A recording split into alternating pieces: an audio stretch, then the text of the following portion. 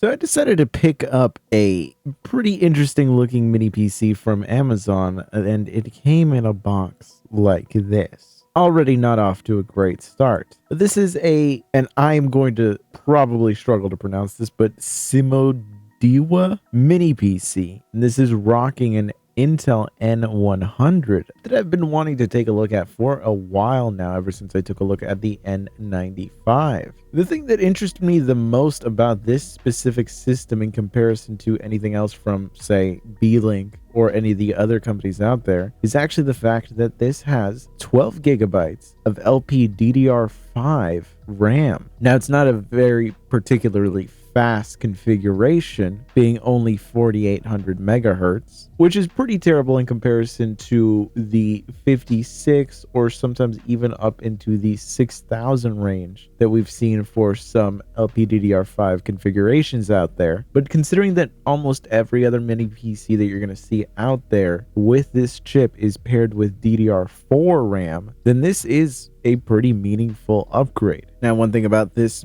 particular system is that it definitely has a very interesting layout. Size-wise, it's actually very, very small, as you can see here next to the GMK Tech G1, which is in and of itself already a pretty small mini PC. It looks gigantic next to this little system here. And this is interesting because pretty much for the same price in the GMK Tech G1, we are only getting the N95 gigabytes of RAM that is in single channel anyway, because that's the only thing that the chip supports. And we got a 256 gigabyte SSD. Meanwhile, in the SIMO here, we actually end up getting the N100, 12 gigabytes of RAM. It is faster LPDDR5 RAM, and we get a 512 gigabyte SSD, and all in a smaller package. Now, the port layout on the system is certainly interesting, but I think it's a little bit more misleading because the way that it's laid out, you almost think that you get a lot going on here. But when we actually take a look at the ports, we don't really get a whole lot to work with here in comparison to most other mini PCs. One of the biggest highlights is really the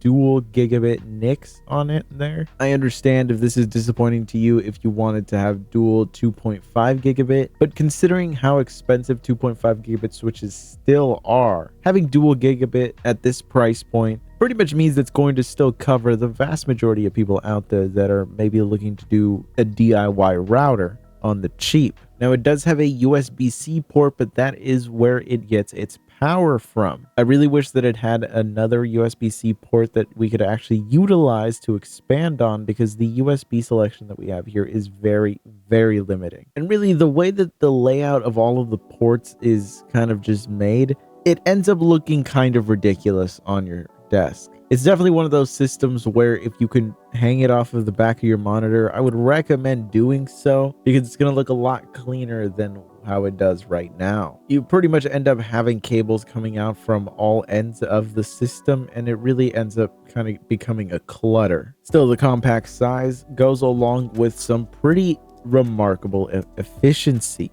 The N100 does actually have a much lower stock TDP in comparison to the N95, with the chip's stock TDP being around 6 watts. Now, in practice, the system seems to have a long-term TDP of 10 watts set to default, but it can burst all the way up to 25 watts. The efficiency is really the biggest selling point, because at idle, this system was only utilizing 9 watts. And at maximum load, I can only get this thing to pull 25 watts from the wall. But let's see what kind of performance that wattage actually ends up getting us.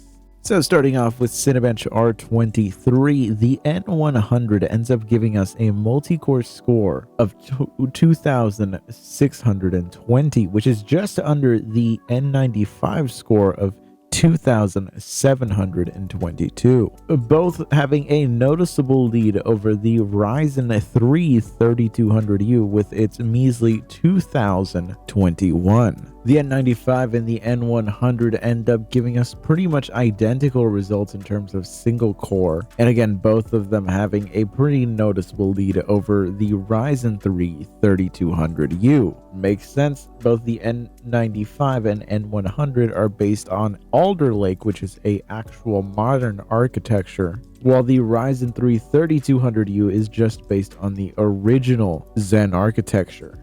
Obviously, a system like this is not designed for gaming at all. It's really just meant for general office use and things like that. But this is just to let us know what the relative performance of the iGPU in here is going to be like. And here we have BattleBit Remastered running with the potato graphics settings, and the performance was actually a lot better than what I was originally expecting to see. Now, it's certainly not perfect or even really all that great. It's just a lot better than what I was actually expecting, because again, we are talking about only 24 execution units on this iGPU, and it is limited to just single channel memory. Although we do have that LPDDR5, so we do get more bandwidth than the regular DDR4 that you see with most systems with this specific chip. That being said, immediately all of this was crushed when I booted up Alien Isolation and ran the built-in benchmark with the ultra graphics settings. Something that we have tried on multiple different systems before, and usually we get pretty great results. To no surprise really here, we do see that the game is really struggling to get anywhere near a playable experience. That really should not be surprising at all. Again, this is only 24 execution units. Our TDP is less than 10 watts right now, and the GPU has a maximum clock speed of 750 megahertz. So in general, not exactly a powerhouse of a chip here, but it is pretty efficient. And that efficiency does make this a very interesting system, just in the sense that there are games that you can actually comfortably play on here. You'd see Grid 2 running here with the lowest in-game graphics settings, giving us a very, very playable experience overall. And it does show that the system will at least be able to play some older titles at some pretty great performance levels. It's certainly not perfect, as you can see by the frame times. There are these consistent little spikes everywhere, but again, we are at single channel memory, so this is just something we're gonna have to deal with in a system like this. Of course, as I mentioned before, gaming is not really the strong suit of a system like this. It's just not what it was designed for, but it is surprising how well it can actually do. Here we have Resident Evil 5 running with the lowest in-game graphics settings, except the textures are set to their maximum. The overall performance that we get here is actually very, very decent. Certainly not ideal, especially for the age of this game, but considering the fact that, again, we are using less than 10 watts in terms of TDP, this is an overall really great result. As far as gaming is concerned, I really find that emulation is where this chip really starts to flex some muscle. Here we have Mario Kart Double Dash running on the Dolphin emulator, currently running with the native resolution, and overall the level of performance that we're getting out of this is pretty nice. We are getting the full speed of the game with only the occasional slowdown here and there depending on the effects that are happening, and a lot of that really seemed to just revolve around shader caching, of course using the Vulkan backend here. But the result, at least at native resolution, was really, really nice, and it did make me want to actually turn up the settings and see how far we could go.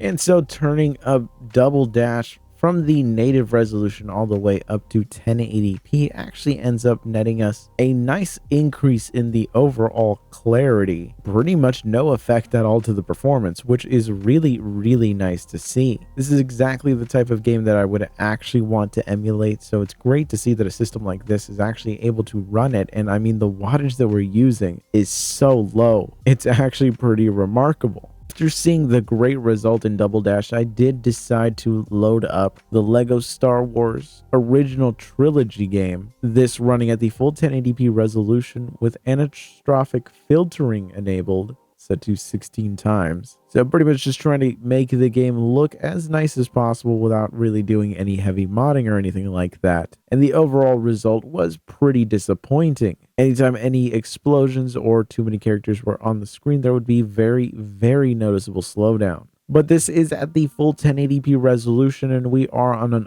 ultra budget system here. If we were willing to drop down to 720p or just stick to native resolution, the level of performance that we would be getting would be significantly better here. So definitely disappointing to see, but overall a pretty impressive result considering how cheap this system can actually end up being.